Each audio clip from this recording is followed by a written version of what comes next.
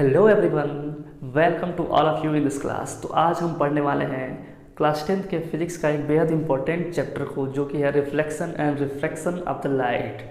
सो इस चैप्टर को सबसे पहले इसका हम कॉन्सेप्ट अच्छे से क्लियर करेंगे, उसके बाद से हम एमसीक्यूज को सॉल्व करेंगे, फिर हम न्यूमेरिकल्स को भी लगाएंगे। ठीक है, तो चलिए एक एक करके समझते हैं कि रिफ्लेक्शन होता क्या है। रिफ्लेक्शन में होता क्या है, जब कोई भी बीम ऑफ लाइट या कोई भी लाइट जब किसी सरफेस पे फॉल होती है या फिर स्ट्राइक करती है, तो आफ्टर स्ट्राइकिंग दैट सरफेस वो वहाँ से बाउंस बैक हो जाती है। ठीक है, तो लाइट की इस प्रोसेस को क्या बोलते हैं, रिफ्लेक्शन। क्या बोलते हैं, reflection of the light. Whenever any light is falls on any surface, then after striking that surface it's bounce back. और इसी बाउंसिंग बैक का जो प्रॉपर्टी लाइट का होता है, इसी को बोलते हैं रिफ्लेक्शन ऑफ द लाइट। ठीक है, इसको पिक्चर से समझते हैं। सपोज करिए कि कोई यहाँ पे अपने सरफेस ले रखा है। ठीक है, ये क्या है आपका, ये कोई आपका सरफेस है। ठीक है, ऐसे ये कोई मिरर है। यहाँ पे क्या हुआ, सरफेस पे क्या हुआ, कोई लाइट आ रही है और यहाँ पे फॉल हो रही है। इस पॉइंट पे फॉल होने के बाद क्या हुआ कि वो रिफ्लेक्ट कर जा रहा है। यहाँ पे फॉल होने के बाद क्या हो रहा है, देखिए रिफ्लेक्ट कर जा रहा है। तो इसी फिनोमेनन को क्या बोलते हैं, रिफ्लेक्शन ऑफ द लाइट। तो इसका डेफिनेशन क्या लिखते हैं, डेफिनेशन में लिखते हैं bouncing back of the light in the same medium after striking on a surface. Definition में क्या लिखते हैं, bouncing back of the light in the same medium after striking on a surface. This process is known as reflection of the light. Okay, तो हम इस picture को अच्छे से समझते हैं। इस पिक्चर में एक लाइट आ रही है, किसी एक सरफेस किसी पॉइंट पे फॉल हो रही है और यहाँ पे फॉल होने के बाद फिर से बाउंस बैक हो जा रही है उसी ही मीडियम में। ठीक है, तो जो यहाँ पे आने वाली लाइट होती है, इसको बोलते हैं इंसिडेंट लाइट। इंसिडेंट लाइट क्या बोलते हैं, इंसिडेंट लाइट। और लाइट बोले या फिर रे बोले, दोनों बात एक ही है। इसको बोलते हैं इंसिडेंट लाइट और इंसिडेंट रे। ओके, और जो हमारा जाने वाली लाइट होती है, यानी कि बाउंस बैक होने के बाद जो हमारी लाइट जा रही है, इसको क्या बोलते हैं, रिफ्लेक्टेड रे। क्या बोलते हैं, रिफ्लेक्टेड रे इसको बोलते हैं। Okay, is it clear? Okay sir. अब रिफ्लेक्शन को अच्छे से समझने के लिए हम क्या करते हैं, इस सरफेस पे एक नॉर्मल ड्रा करते हैं, एक लाइन ड्रा करता है इससे बिल्कुल परपेंडिकुलरली, यानी कि इस सरफेस से बिल्कुल परपेंडिकुलर 90 डिग्री का एंगल बनाते हुए हम एक लाइन, इमेजिनरी लाइन ड्रा करते हैं, जिसको क्या बोलते हैं, नॉर्मल। क्या बोलते हैं, नॉर्मल ड्रा क्यों किया गया, बस रिफ्लेक्शन को अच्छे से समझने के लिए, क्योंकि अभी हम आप यहाँ पे एंगल को मेजर करेंगे। ठीक है, तो ये इंसिडेंट रे हो गया, ये नॉर्मल हो गया और ये रिफ्लेक्टेड रे हो गया। अब इंसिडेंट रे और नॉर्मल के बीच एक एंगल बनता हुआ दिखाई दे रहा है। इस एंगल को बोलते हैं, एंगल ऑफ इंसिडेंस। क्या बोलते हैं, एंगल ऑफ इंसिडेंस। ठीक है, इस एंगल को क्या बोलते हैं, एंगल ऑफ इंसिडेंट। तो एंगल ऑफ इंसिडेंस होता है क्या है, the angle formed by incidence रे and normal is called angle of incidence. Okay, और जो एंगल, और एक एंगल और फॉर्म यहाँ पे हो रहा है, वे एंगल जो रिफ्लेक्टेड रे और नॉर्मल के बीच बनते हैं उनको बोलते हैं रिफ्लेक्टेड रे, उनको बोलते हैं एंगल ऑफ रिफ्लेक्शन। क्या बोलते हैं, एंगल ऑफ रिफ्लेक्शन। तो यहाँ से क्लियर है कि जो एंगल इंसिडेंट रे और नॉर्मल के बीच फॉर्म हो रहा है उसको बोलते हैं एंगल ऑफ इंसिडेंस, और जो एंगल रिफ्लेक्टेड रे और नॉर्मल के बीच फॉर्म हो रहा है उसको बोलते हैं एंगल ऑफ रिफ्लेक्शन। यहाँ तक क्लियर है? क्लियर है सर, वेरी गुड। और इसको बोलते हैं सरफेस। ये क्या है, सरफेस है। ठीक है, अब इरेज करते हैं। अब इसके बाद हमारा जो सेकेंड टॉपिक है वो है टाइप ऑफ रिफ्लेक्शन, मतलब रिफ्लेक्शन कितने के टाइप के होते हैं, इसको हम देखेंगे। सो अब हम लोग पढ़ेंगे कि रिफ्लेक्शन कितने टाइप के होते हैं। So on the basis of the nature of the surface, reflection is divided into 2 parts. मतलब कि जो हमारा लाइट जिस सरफेस पे फॉल हो रहा है वो कैसा नेचर का है, किस नेचर का है, मतलब कि स्मूथ है, डल है या पॉलिश्ड है या फिर बिल्कुल ब्लैक है, कैसा हमारा सरफेस है, उसके बेसिस पे रिफ्लेक्शन को 2 टाइप में डिवाइड किया गया है। ठीक है, तो जो सबसे पहला टाइप होता है वो होता है रेगुलर और स्पेकुलर रिफ्लेक्शन। जो पहला टाइप क्या होता है, रेगुलर और स्पेकुलर रिफ्लेक्शन। और जो सेकेंड होता है वो होता है इररेगुलर और डिफ्यूज रिफ्लेक्शन। ओके, तो इस रेगुलर रिफ्लेक्शन में क्या होता है, रेगुलर रिफ्लेक्शन की खास बात ये होती है कि इसका इसमें जो सरफेस होता है वो स्मूथ होता है, या फिर हाईली सरफेस्ड हाईली पॉलिश्ड होती है, या फिर शाइनिंग सरफेस होता है। मीन्स रेगुलर रिफ्लेक्शन वहाँ पे होगा जब कोई भी बीम ऑफ लाइट कैसे सरफेस पे फॉल होगी, स्मूथ सरफेस पे और हाईली पॉलिश्ड सरफेस पे, या फिर कोई भी सरफेस जो शाइन कर रहा है बहुत ज़्यादा उस पर जब फॉल होगी वहाँ पे होगा रेगुलर रिफ्लेक्शन, ठीक है। और जब कभी भी लाइट रफ सरफेस पे डल सरफेस पे फॉल करेगी तो वहाँ पे कौन सा रिफ्लेक्शन होगा, इरेगुलर। इसमें क्या होता है कि जब कोई भी parallel beam of light fall होगी किसी पॉइंट पे, ठीक है, देख रहे हैं यहाँ पे 3 हमने लाइटें ली हुई हैं, 3 पैरेलल बीम ऑफ लाइटें ली हुई हैं, तो आफ्टर रिफ्लेक्शन ये इसी मीडियम में बिल्कुल उसी पैटर्न को यानी कि पैरेलली ही वो रिफ्लेक्ट बैक हो जा रही हैं, बाउंस बैक हो जा रही हैं। बट इरेगुलर में क्या दिख रहा है कि वो आ तो रही हैं पैरेलल आपस में, बट आफ्टर रिफ्लेक्शन जब बाउंस बैक हो रही हैं तो वो डिफरेंट डायरेक्शन में स्कैटर्ड हो रही हैं, डिफरेंट डायरेक्शन में फैल जा रही हैं, इसलिए उसको बोलना है इरेगुलर रिफ्लेक्शन। यहाँ पे जो रिफ्लेक्शन हो रहा है लाइटें इरेगुलर वे में जा रही हैं, और यहाँ पे क्या हो रहा है कि लाइटें एक रेगुलर वे में जा रही हैं, इसलिए इसको बोलते हैं रेगुलर रिफ्लेक्शन और इसको बोलते हैं इरेगुलर रिफ्लेक्शन। समझ में आया कि नहीं आया इसके टाइप, ठीक है, आपको इससे समझ में आ गया कि रेगुलर और इरेगुलर है क्या, ठीक है। इसके बाद से हम देखेंगे सो और next topic is law of reflection. तो basically law of reflection 2 type के होते हैं, there are 2 type of law of reflection, ठीक है। तो जो फर्स्ट लॉ होता है वो क्या कहता है कि जो हमारा इंसिडेंट लाइट होती है और पॉइंट ऑफ इंसिडेंस पे जो नॉर्मल ड्रॉ किया गया होता है और जो रिफ्लेक्टेड लाइट होती है वो तीनों एक ही प्लेन में लाई करते हैं। क्या करते हैं, तीनों एक ही प्लेन में लाई करते हैं। मीन्स यहाँ पे देख सकते हैं कि जो हमारा इंसिडेंट लाइट आ रही है ये, और ये जो रिफ्लेक्टेड लाइट है ये, और जो इस पॉइंट पे नॉर्मल ड्रॉ किया गया है, ये तीनों एक ही प्लेन में ही लाई करेंगे, ठीक है। ये तो बात ही नहीं समझ में आई, ये कैसे हुआ भाई, एक ही प्लेन में कैसे हो गया। तो ठीक है, इसको हम समझते हैं एक एग्जाम्पल से। सपोज करिए कि जहाँ से जिस सरफेस से रिफ्लेक्शन होना है वो हमारे पास एक कॉपी है, ठीक है, ये हमारा यहीं से रिफ्लेक्शन होना है, ये हमारा सरफेस है, ठीक है। तो इस सरफेस से एसोसिएटेड एक हम क्या कर लेंगे, नॉर्मल को इमेजिनरी नॉर्मल को मान लेंगे, ड्रा कर लेंगे। तो सपोज करिए कि वो नॉर्मल ये है, ठीक है, नॉर्मल हमने बना लिया। और जो हमारी लाइट आ रही है वो जो इंसिडेंट लाइट है वो सपोज करिए कि ये हमारी क्या है, इंसिडेंट लाइट है, ठीक है, दिख रहा है, अच्छे से दिख रहा होगा। ये हमारा इंसिडेंट लाइट है और ये वहाँ पे इस सरफेस पे जहाँ से रिफ्लेक्शन होना है वहाँ से एक हमने नॉर्मल ड्रा किया हुआ है, ठीक है, इससे 90 डिग्री बनाते हुए। अब जो हमारा रिफ्लेक्टेड लाइट होगा वो कहाँ जाएगा, इसको समझना है, और कैसे एक ही प्लेन में लाई करते हैं। तो हमको एक ऐसा प्लेन एज्यूम करना है जिसमें हमारा ये इंसिडेंट लाइट भी हो और ये नॉर्मल भी हो। तो वो कौन सा प्लेन है, तो ये प्लेन आपको समझ में आ रहा होगा, ये जो एक बिल्कुल इससे 90 डिग्री बनाता हुआ एक प्लेन दिख रहा होगा, एक इमेजिनरी प्लेन अपने माइंड में सपोज करिए जिसमें ये इंसिडेंट लाइट भी लाई करता हो और ये नॉर्मल भी लाई करता हो, ठीक है। तो जो हमारा रिफ्लेक्टेड रे होगा वो जो होगा वो इसी प्लेन में उतना ही एंगल बनाता हुआ इसी प्लेन में ही रिफ्लेक्ट होगा, वो ऐसे बाहर नहीं जाएगा। यानी कि ये लाइट ऐसा नहीं होगा कि ये लाइट यहाँ पे गिरा और रिफ्लेक्शन के बाद यहाँ से इधर चला गया, क्योंकि ये तो दूसरा प्लेन बनाने लग रहा है। लेकिन हमारा जो लाइट होना चाहिए, जो रिफ्लेक्टेड लाइट होना चाहिए, वो इसी प्लेन में रहना चाहिए, ना ही इधर जाना चाहिए ना ही इधर जाना चाहिए, वो इधर ही जाना चाहिए, मीन्स इसी प्लेन में ही रहना चाहिए। तो हमारा जो इंसिडेंट लाइट है नॉर्मल है और जो रिफ्लेक्टेड रे यहाँ पे है, सपोज करिए कि यहाँ पे है, तो कुछ ऐसा होता है। तो एक ये जो तीनों हैं एक ही प्लेन में यहाँ पे देख रहे हैं, एक ही प्लेन में, जो देखिए एक ही प्लेन में क्या कर रहे हैं, ये लाई कर रहे हैं। तो जो फर्स्ट लॉ होता है रिफ्लेक्शन का वो यही बताता है कि जो इंसिडेंट लाइट है और जो इस पॉइंट पे नॉर्मल ड्रा किया गया है और जो रिफ्लेक्टेड लाइट है, ये तीनों क्या है, एक ही प्लेन पे है, एक ही प्लेन में, ठीक है। अब हम नेक्स्ट लॉ को देखेंगे, सेकेंड लॉ ऑफ रिफ्लेक्शन को देखेंगे। तो इसको इरेज करते हैं, okay. So the second law of reflection ये कहता है कि जो एंगल ऑफ इंसिडेंस होता है वो एंगल ऑफ रिफ्लेक्शन के इक्वल होता है। कैसे इक्वल होता है, तो यहाँ पे ये इंसिडेंट रे है, यहाँ पे रिफ्लेक्टेड रे है और ये नॉर्मल है। ये क्या है, नॉर्मल है, ठीक है।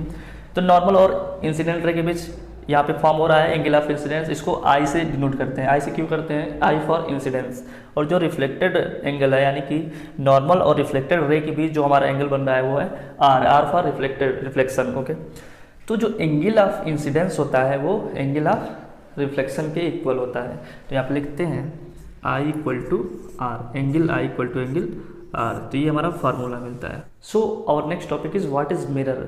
तो डेली लाइफ में आप लोग अपना फेस को देखने के लिए अपने घरों में जो मिरर यूज़ करते हो वो मिरर है। वो कैसा मिरर है? वो प्लेन मिरर है। लेकिन जो आपके सिलेबस में जो मिरर को पढ़ना है वो है स्फेरिकल मिरर, ठीक है। तो समझेंगे स्फेरिकल मिरर क्या होता है।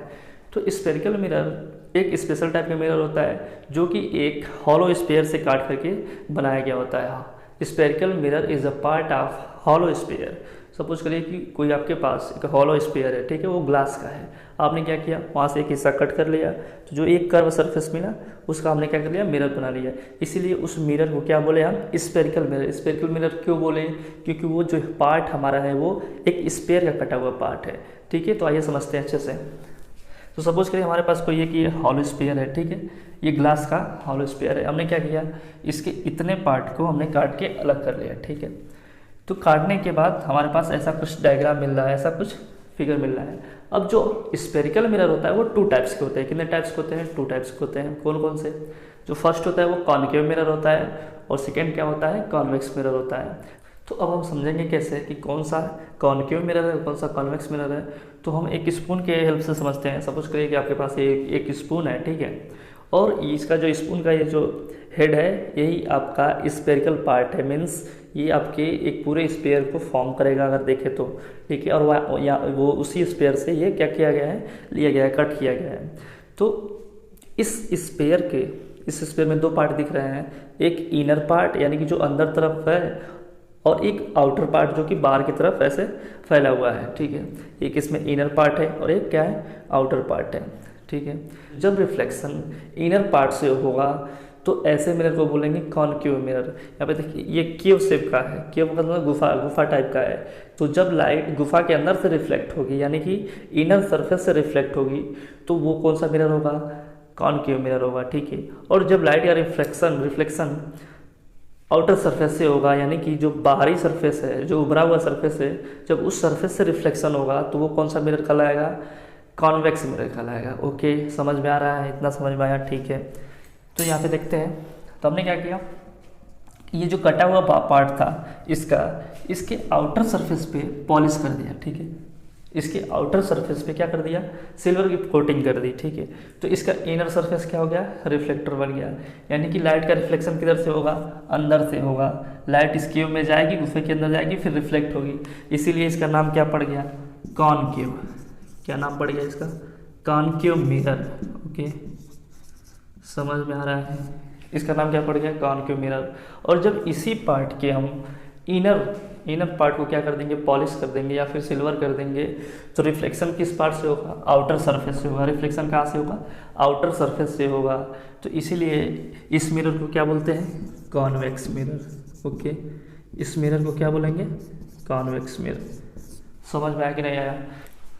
सो हमको पता हो गया कि जो स्फेरिकल मिरर होते हैं वो कितने टाइप के होते हैं, 2 टाइप के होते हैं। पहला कॉनकेव होता है, दूसरा कॉन्वेक्स होता है, ठीक है। तो अब हम कुछ इंपॉर्टेंट टर्म को समझेंगे इन मिरर से रिलेटेड। तो देखिए, सबसे पहले हम कॉनकेव मिरर में समझते हैं। तो कॉनकेव मिरर का जो सबसे मिडिल पॉइंट होता है, सपोज करिए कि ये है, इस मिडिल पॉइंट को बोलते हैं पोल। क्या बोलते हैं, pole of that mirror. Okay, pole of that curvature. और ये जो मिरर है, ये जो कर्वेचर है, जिस स्पेयर से लिया गया है, सपोज करिए कि यहाँ पे हम एक स्पेयर ड्रा करना चाहें तो कुछ ऐसा होगा। इसी स्पेयर से ये काटा गया है, इसी स्पेयर से ये लिया गया है। तो इस स्पेयर का जो सेंटर होगा, यहाँ पे उसका सेंटर सपोज करिए कि यहाँ पे होगा, तो इस स्पेयर का जो सेंटर होगा इसको बोलते हैं centre of curvature of that curvature और the centre of curvature of that mirror. यानी कि इस स्पेयर का जो सेंटर है वो इस मिरर का क्या है, सेंटर ऑफ कर्वेचर। तो ये पॉइंट क्या है, सेंटर ऑफ कर्वेचर, ठीक है, कर्वेचर। ओके, तो हमें सेंटर ऑफ कर्वेचर पता होगा, इसको इरेज करते हैं हम समझने के लिए, बस इसको पूरा ड्रॉ किए थे। तो सेंटर ऑफ कर्वेचर पता हो गया, पोल पता हो गया। अब सेंटर ऑफ कर्वेचर और पोल को ज्वाइन करते हुए एक लाइन ड्रॉ करते हैं। ओके, सेंटर ऑफ कर्वेचर और पोल को ड्रॉ करते हुए, पोल को ज्वाइन करते हुए एक लाइन ड्रॉ करते हैं जिसको बोलते हैं प्रिंसिपल एक्सिस। कौन सा एक्सिस है ये, प्रिंसिपल एक्सिस। प्रिंसिपल एक्सिस, इस लाइन का क्या नाम है, प्रिंसिपल एक्सिस है। ओके, यहाँ तक समझ में आया सर। अब सेंटर ऑफ कर्वेचर, ये जो सेंटर ऑफ कर्वेचर को हम ओ से डिनोट करते हैं, किससे डिनोट करते हैं, ओ से, और इस पोल को किससे डिनोट करते हैं, पी से डिनोट करते हैं। ओके, तो सेंटर ऑफ कर्वेचर और पोल के बिल्कुल मिड पॉइंट जो होता है उसको बोलते हैं प्रिंसिपल फोकस, यानी कि इसका जो मिड पॉइंट सपोज करें कि यहाँ पे है, तो ये क्या है, इसको कैपिटल एफ से डिनोट करते हैं और इसका नाम क्या है, प्रिंसिपल फोकस, प्रिंसिपल फोकस। ठीक है, the mid point of centre of curvature and pole is known as principal focus. Okay, यहाँ तक समझ में आया। और इस कर्वेचर का, इस मिरर का जो डायमीटर होता है उसको बोलते हैं aperture of that mirror. Aperture क्या है, सपोज करिए कि एक एंड यहाँ पे और एक एंड यहाँ पे है, तो इसका जो डायमीटर ऐसे होगा, इस कर्वेचर का डायमीटर कैसे होगा, ऐसे होगा। एक लाइन हम इमेजिनरी ड्रॉ करते हैं, तो ये जो सपोज करिए ए है और ये ए डैश है, तो ए डैश का जो लेंथ है वो क्या है, aperture of that mirror. Okay, तो इतनी सारे टर्म समझ में आया कि नहीं आया, आया सर। सेम थिंग इसके साथ भी हैपन होता है, यानी कि ये जिस स्फीयर से कटा हुआ भाग होता होगा, ठीक है, सपोज करिए कि ऐसा कुछ होगा, यहाँ पे उसका सेंटर होगा और यहाँ पे उसका पोल होगा। ये कॉन्वेक्स मिरर में भी ऐसा ही होगा।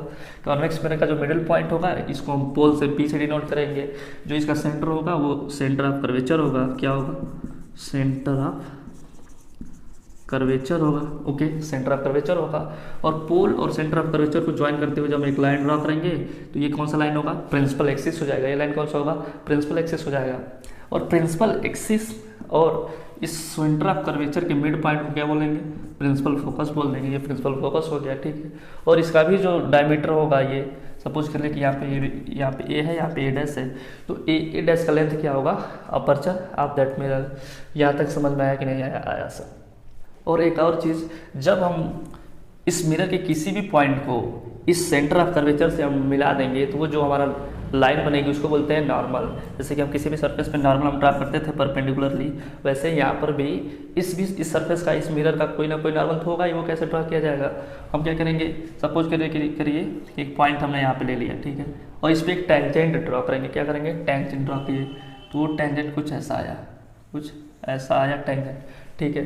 अब इस टेंजेंट से बिल्कुल 90 डिग्री बनाता हुआ हम नॉर्मल ड्रा करेंगे और उसको कहाँ से ज्वाइन कराएंगे, यहाँ से ओ से ज्वाइन करा देंगे, ऐसे डॉटेड बनाएंगे। ओके, दिख रहा है। तो जो हमारा ये ओ हुआ है, सपोज करिए कि एन है, ठीक है। तो जो हमारा ओ एन लेंथ है, जो हमारा ओ एन लाइन है, वो क्या है, नॉर्मल है। क्या है, नॉर्मल है, ठीक है। नॉर्मल क्या है, ओ एन है। तो इस मिरर के किसी भी पॉइंट को जब हम इस सेंटर ऑफ कर्वेचर से ज्वाइन कर देंगे तो क्या होगा, नॉर्मल होगा, ठीक है। समझ में, यहाँ पर भी नॉर्मल कैसे हो गया, कैसे होगा, सपोज करिए कोई पॉइंट यहाँ पे है और हमने इसको ज्वाइन कर दिया सेंटर ऑफ कर्वेचर से, और ये भी एन है, तो जो हमारा ओ एन हुआ वो क्या हो गया, नॉर्मल हो गया, नॉर्मल हो गया, ठीक है। इतना बात समझ में आई सर, ठीक है। तो अब कुछ डिस्टेंस को देख लेते हैं, कुछ डिस्टेंस को मेजर करते हैं। तो इसको मिटाते हैं थोड़ा सा।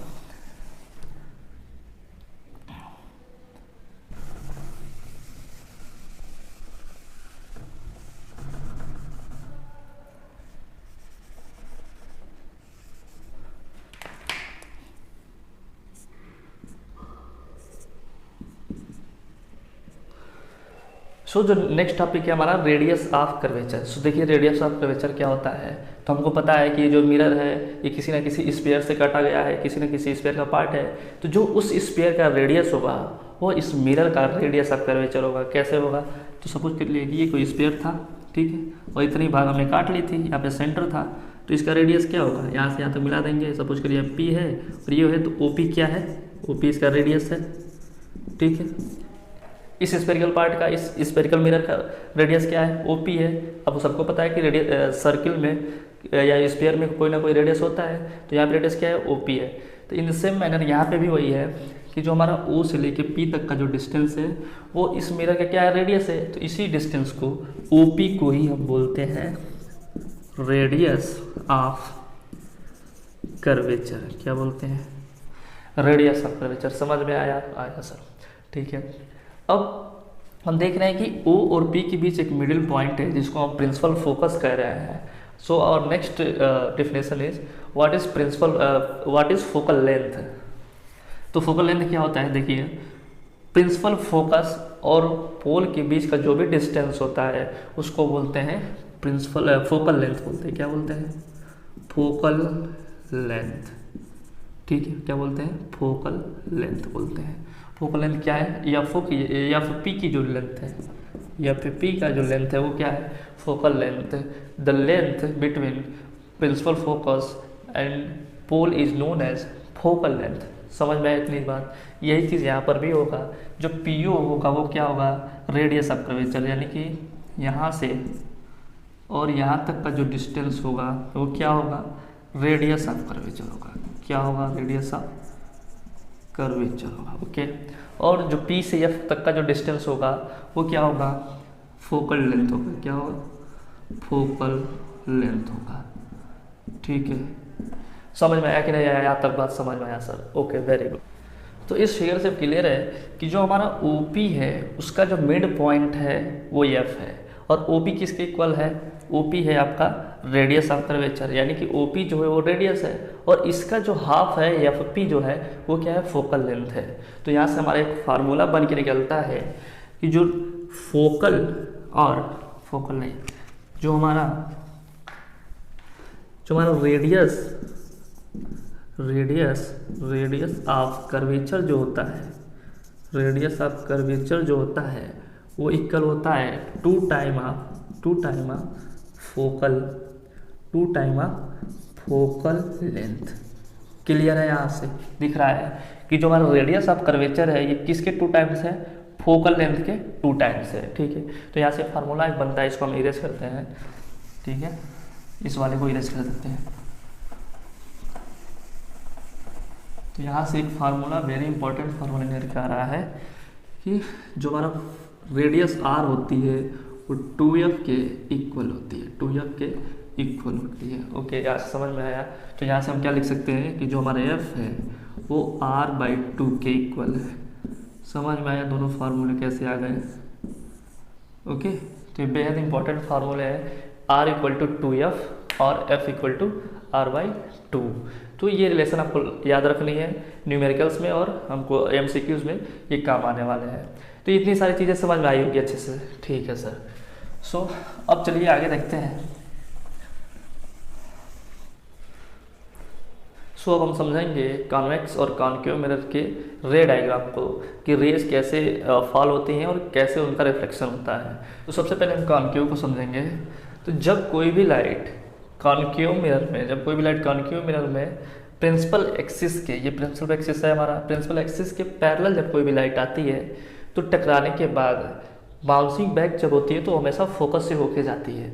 मीन्स जब कोई भी parallel beam of light concave mirror पे फॉल करेगी या कॉन्केव मिरर पे रिफ्लेक्ट करेगी, तो after reflection that light goes through focus of that mirror. तो यहाँ पे देख सकते हैं कि लाइट आ रही है, ठीक है, सपोज करके इन्फिनिटी से आ रही है और पैरेलल बीम ऑफ लाइट आ रही है। यहाँ इस पॉइंट से रिफ्लेक्शन हो रहा है, पॉइंट ऑफ रिफ्लेक्शन ये है। ठीक है, यहाँ से रिफ्लेक्शन होने के बाद ये किससे जाती हुई दिख रही है, फोकस से, प्रिंसिपल फोकस से ही होकर जाती है लाइटें। ठीक है, इन द सेम वे कॉन्वेक्स में क्या होता है। अब देखिए, कॉन्वेक्स जो मिरर होता है उसका जो फोकस होता है और उसका जो सेंटर ऑफ कर्वेचर होता है वो तो मिरर के पॉलिश्ड वाले साइड होगा, यानी कि जिस साइड में हमारा सिल्वर्ड होता है उस साइड में उसका कर्वेचर होता है, सेंटर ऑफ कर्वेचर होता है और प्रिंसिपल फोकस होता है। तो वहाँ पर लाइट तो जा नहीं सकती है। ठीक है, तो यहाँ पे कैसे हम समझते हैं कि जब कोई भी लाइट इस प्रिंसिपल एक्सिस के पैरेलल, देखिए लाइट जा रही है, जब इस प्रिंसिपल एक्सिस से लाइट जाकर यहाँ पे टकराती है इस मिरर से, तो हमको ऐसा एज्यूम होता है कि ये प्रिंसिपल फोकस से होकर जा रही है। एक्चुअल में ये जो लाइट है ये प्रिंसिपल फोकस पे तो जा नहीं पाएगी, क्योंकि मिरर के उस पार तो जा ही नहीं पाएगी क्योंकि उधर सिल्वर है। ठीक है, तो रिफ्लेक्शन यहीं से होना है, लेकिन वो सेम पैटर्न को फॉलो करती है। ऐसा फील होता है हमको, ऐसा लगता है कि वो फोकस से होकर ही जा रही है। ठीक है, तो एक चीज़ यहाँ से हमको पता चल गया कि whenever any light is coming from infinity और coming parallel to the principal axis, then after reflection its goes through principal focus और appear to be goes through principal focus. Okay, तो कॉन्केव में actual में principal से होके जाएगा, देखिए यहाँ पे होके जा रहा है, बट कॉन्वेक्स में क्या होगा, ऐसा अपीयर होगा कि ये फोकस से होके जा रहा है। ठीक है, एक्चुअल में ये लाइट है वो इस पार तो आएगी नहीं, यानी कि ये जो यहाँ पे जो रिफ्लेक्शन हो रहा है ये इमेजिनरी हो रहा है, ऐसा लग रहा है कि ये फोकस से होके जा रहा है। यहाँ से अगर हम देखें, ठीक है, यहाँ से कोई आदमी अगर देख रहा है, सपोज कोई आदमी का आँख है, तो यहाँ से देखेगा तो क्या इसको फील होगा कि ये लाइट यहीं से आ रही है, उसको नहीं लगा कि ये इधर से आ रही है, लेकिन ये रियल में नहीं आ रही है। तो इसीलिए कहा जाता है कि यहाँ पे अपीयर हो रहा है ऐसा, और यहाँ पे रियली में फोकस से ऊपर जा रहा है। यहाँ से कोई और आदमी एज्यूम करे, कोई पर्सन यहाँ से एज्यूम करे तो इसको रियली में ये लाइट फोकस से ऊपर ही आती हुई दिखेगी, लेकिन यहाँ पे ऐसा हमको एज्यूम करना पड़ेगा। तो ये चीज़ क्लियर हो गई। सेकेंड थिंग, जब कोई भी लाइट प्रिंसिपल फोकस से होकर के जाते हुए और रिफ्लेक्शन होता है। सेकेंड थिंग इज, जब कोई भी लाइट प्रिंसिपल फोकस से होकर गुजरती है, प्रिंसिपल फोकस से होकर पास करती है और सरफेस पे गिरती है, तो आफ्टर रिफ्लेक्शन वो प्रिंसिपल एक्सिस की क्या हो जाती है, पैरेलल हो जाती है। ठीक इसके अपोजिट प्रोसेस है, जब कोई भी लाइट प्रिंसिपल फोकस से होकर के रिफ्लेक्शन होता है तो क्या होता है, प्रिंसिपल एक्सिस के पैरेलल हो जाती है आफ्टर रिफ्लेक्शन। सेम चीज़ यहाँ पर भी होता है। यहाँ पे क्या हुआ कि जो हमारा ये लाइट है, इंसिडेंट लाइट, ये कैसे जा रहा है, जैसे लग रहा है कि प्रिंसिपल फोकस पे ही जा रहा है। देखिए यहाँ पे डॉटेड बनाया गया है, तो ये जो इंसिडेंट लाइट है जैसे लग रहा है कि प्रिंसिपल फोकस पे ही जा रहा है, लेकिन एक्चुअली यहाँ पे तो जाएगा नहीं, तो रिफ्लेक्शन यहाँ से ही हो जाएगा, इसका रिफ्लेक्शन यहाँ से ही हो जाएगा। तो आफ्टर रिफ्लेक्शन ये क्या होगा, ये लाइट जो आ रही है प्रिंसिपल एक्सिस के क्या लग रहा है कि एकदम बिल्कुल पैरेलल आ रही है। तो जब कोई भी लाइट प्रिंसिपल फोकस से होके जाता है, ठीक है, और ऐसा अपीयर होता है कि प्रिंसिपल फोकस हो जा रहा है, तो होता है कि आफ्टर रिफ्लेक्शन वो प्रिंसिपल एक्सिस के पैरेलल हो जाता है। ठीक है, दोनों चीज़ें समझ में आई। ये दोनों एक दूसरे के अपोजिट प्रोसेस है। यहाँ पे क्या हुआ, प्रिंसिपल एक्सिस की पैरेलल लाइट आ रही थी तो प्रिंसिपल फोकस से गई, यहाँ पे भी वैसा हुआ। सेकंड में क्या हुआ कि यहाँ पे फोकस से होकर के लाइट आ रही थी और रिफ्लेक्शन के बाद प्रिंसिपल एक्सिस के पैरेलल हो जा रही थी। ठीक है, ये रे डायग्राम समझ में आया। ठीक है, अब नेक्स्ट चीज़ समझेंगे। अब जो नेक्स्ट डायग्राम है वो ये है कि जब कोई भी लाइट पोल पे फॉल होगी तो क्या होगा, तो कॉन्केव मिरर में जब कोई भी लाइट पोल पे गिरती है तो आफ्टर रिफ्लेक्शन प्रिंसिपल एक्सिस से उतनी ही एंगल बनाते हुए रिफ्लेक्ट बैक हो जाती है।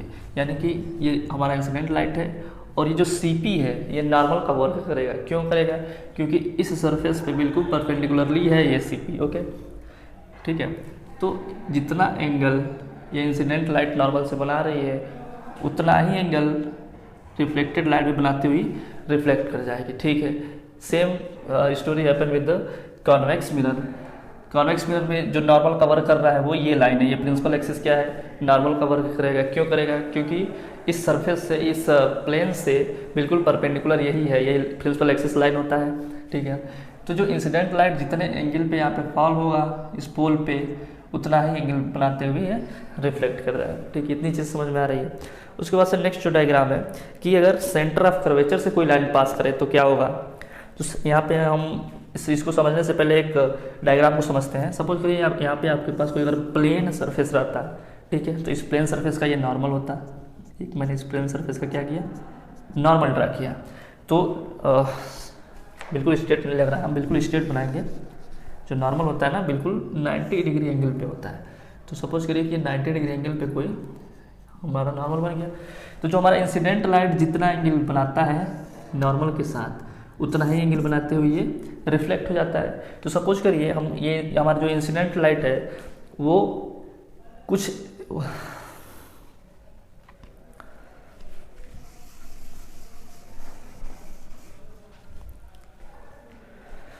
तो इसको समझने से पहले सबसे पहले हम एक एग्जांपल से समझेंगे।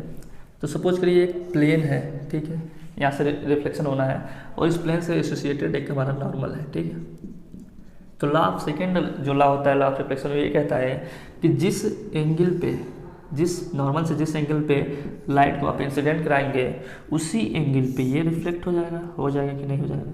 तो सपोज करिए हम नॉर्मल से 0 एंगल पर लाइट को इंसिडेंट करा रहे हैं। कितने एंगल पे, 0 एंगल पे। 0 एंगल कैसे होगा भाई, ठीक है, इसको हम इधर करते जाएं तो एंगल की वैल्यू कम होती जाएगी। और जब कभी भी लाइट हम इसी नॉर्मल पर ही गिरा दें, क्या करें, लाइट को हम इसी नॉर्मल पर ही गिरा दे रहे हैं, तो क्या होगा, नॉर्मल और इंसिडेंट लाइट हमारा को इंसिडेंस हो जा रहा है, एक ही हो जा रहा है। यानी कि उन दोनों के बीच का जो एंगल हो रहा है वो 0 हो जा रहा है। तो जब एंगल ऑफ इंसिडेंस 0 है तो एंगल ऑफ रिफ्लेक्शन भी 0 होगा। यानी कि जो हमारी ये जाने वाली लाइट होगी यहाँ नहीं होकर के इसी लाइन पे वो भी कॉन्साइड कर जाएगी। ठीक है, तो जब कोई भी लाइट नॉर्मल पे फॉल होती है तो वो उसी पाथ को फॉलो करते हुए वो रिफ्लेक्ट बैक हो जाती है। ठीक है, तो same things happen with the convex and concave mirror. यहाँ पे क्या होता है कि जो हमारा सेंटर ऑफ कर्वेचर, अभी मैं आपको समझाया हूँ कि जो सेंटर ऑफ कर्वेचर से और इस मिरर के किसी भी पॉइंट को अगर हम ज्वाइन कर दें तो वो नॉर्मल का वर्क करेगा। सेंटर ऑफ कर्वेचर और इस मिरर के किसी भी पॉइंट को ज्वाइन करते हैं, किसका वर्क करेगा? नॉर्मल का वर्क करेगा, ठीक है। और यहाँ पे हम समझें कि नॉर्मल पर जब कोई भी लाइट नॉर्मल पे फॉल होती है तो वो उसी पाथ को फॉलो करती है, यानी कि नॉर्मल से रिफ्लेक्ट भी हो जाती है। तो देखिए यहाँ पे सी से होकर फॉल किया, यहाँ पे रिफ्लेक्शन के बाद कहाँ से होकर जाएगा? इसी पाथ को फॉलो करते हुए निकल जाएगी। तो यहाँ पे समझ में आया, ठीक है। वही चीज़ यहाँ पर भी हो रहा है कि जो लाइट आ रही है हमारा ऐसा अपीयर हो रहा है कि ये सी पे जा रही है। तो जब सी पे जाएगी तो जो हमारा सपोज करिए पॉइंट ए है, तो जो हमारा ए सी है वो क्या है? नॉर्मल है इस पर सरफेस पे, कि जब कोई भी लाइट नॉर्मल पे गिरेगी तो उसी पाथ को फॉलो करते हुए रिफ्लेक्ट हो जाएगी। तो ये सारे डायग्राम समझ में आया कि नहीं आया? ठीक है। अब हम समझेंगे, अब हम पढ़ेंगे image formation by concave mirror and convex mirror, ठीक है। एक एक करके हम अच्छे से समझेंगे कि कॉन्वेक्स और कॉनकेव मिरर से इमेज का फॉर्मेशन कैसे होता है, ठीक है। So our next topic is image. What is image? तो जब कभी भी टू रिफ्लेक्टेड लाइट आपस में इंटरसेक्ट करती है तो उस इंटरसेक्शन पॉइंट पे इमेज का फॉर्मेशन होता है। तो पता लग गया कि इमेज कैसे बनता है। टू रिफ्लेक्टेड लाइट जब इंटरसेक्ट करती है तो वहाँ पे इमेज बनता है। तो चलिए देखते हैं। सपोज करिए कि यहाँ पे कोई कॉनकेव मिरर है, ठीक है। ऐसे मैंने पॉलिश किया हुआ है इधर। कैसा मिरर है? कॉनकेव, ठीक है। ये कॉनकेव मिरर है, ओके। और हम पैरेलल बीम ऑफ लाइट इस पर फॉल करा रहे हैं। सपोज करिए कि एक पैरेलल लाइट है यहाँ पे आ रही है। तो आपको पता है कि जब कोई लाइट पैरेलल आएगी प्रिंसिपल एक्सिस के तो क्या होगा? वो फोकस से होके जाएगा। किससे होके जाएगा? देखिए फोकस से होके गया है। तो हमें तो एक रिफ्लेक्टेड लाइट मिला, बस यही लाइट मिल रही है ना, रिफ्लेक्टेड लाइट। लेकिन इमेज फॉर्मेशन के लिए कितने रिफ्लेक्टेड लाइट की नीड होती है? मिनिमम 2 लाइट की, ठीक है। तो हम एक और रे लेंगे, इसको और आगे बढ़ा लेते हैं, ठीक है। सो एक रे हम यहाँ से लेते हैं, एक रे नीचे से लेते हैं। इसके नीचे एक रे हम क्या करते हैं? प्रिंसिपल एक्सिस के बिल्कुल पैरेलल ले जाते हैं, ये जा रही है। और यहाँ पर रिफ्लेक्शन के बाद कहाँ से होके जाएगी? ये प्रिंसिपल फोकस से होके जाएगी, ठीक है। सपोज करिएगा कि ये यहीं से जा रही है, इसको इरेज करते हैं। तो हमको पता है कि इमेज फॉर्मेशन के लिए कितनी लाइट चाहिए? 2 रे ऑफ लाइट चाहिए, ठीक है। 2 रे चाहिए रिफ्लेक्शन के लिए। तो सपोज करिए कि ये लाइट गया और अच्छे से बना लेते हैं।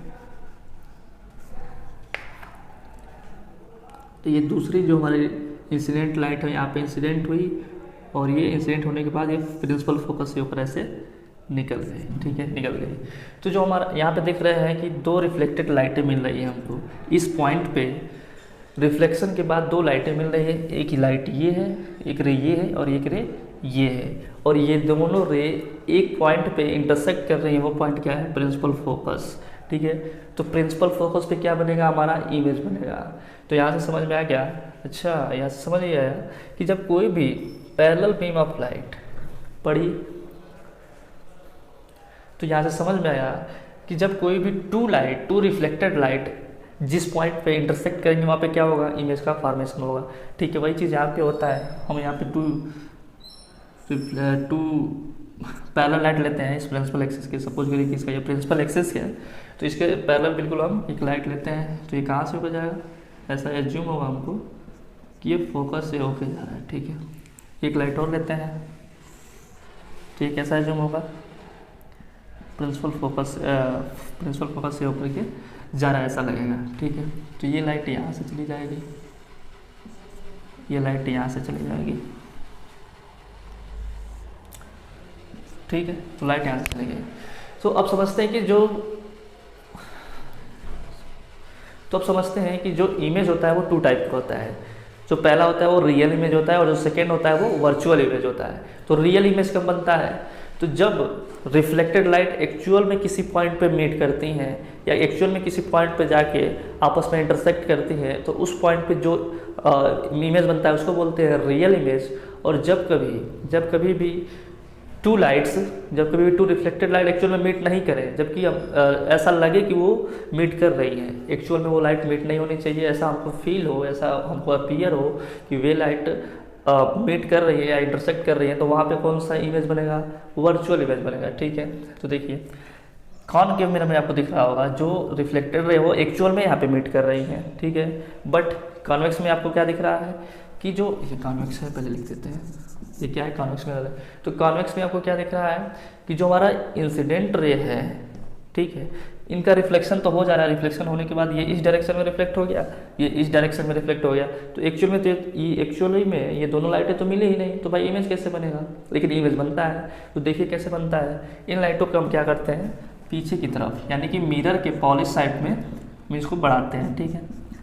तो बढ़ाने के बाद कहाँ पे ये दोनों आपस में मिलती हैं, यहाँ पे मिलती है, प्रिंसिपल फोकस पे मिल जाती है, ठीक है।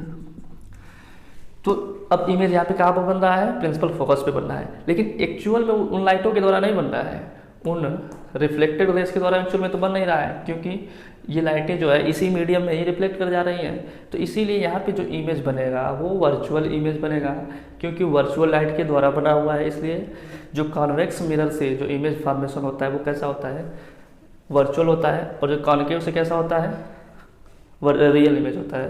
कॉन्केव से कैसा बनता है, रियल इमेज बनता है, ठीक है।